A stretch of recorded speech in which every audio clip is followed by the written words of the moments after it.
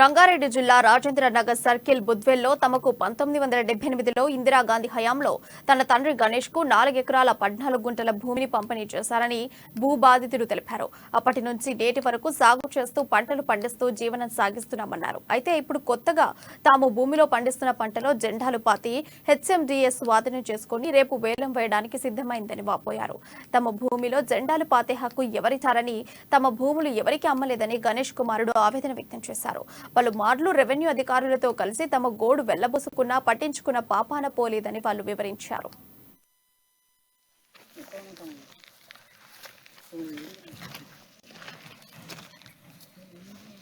రాజేంద్ర నగర్ బుద్వేల్ నివాసి.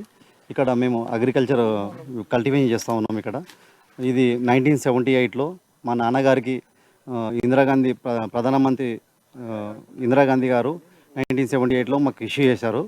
ఇందులో ఏమని షరతులు చేశారంటే 375 రూపాయలు పేమెంట్ చేయాలని చెప్పి ఇచ్చారు.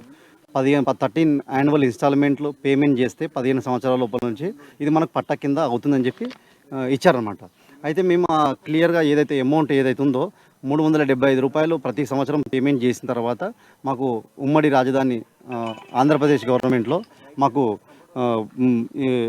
పాస్బుక్ టైటిల్ ఇచ్చారు. ఇచ్చిన తర్వాత ప్రతి సంవత్సరం మాకు పానీలో పేరు వచ్చింది. ఇందులో క్లియర్గా 375 రూపాయలు పేమెంట్ చేయమని చెప్పారు. ఇలా 375 రూపాయలు 15 సంవత్సరాల పేమెంట్ చేస్తాము.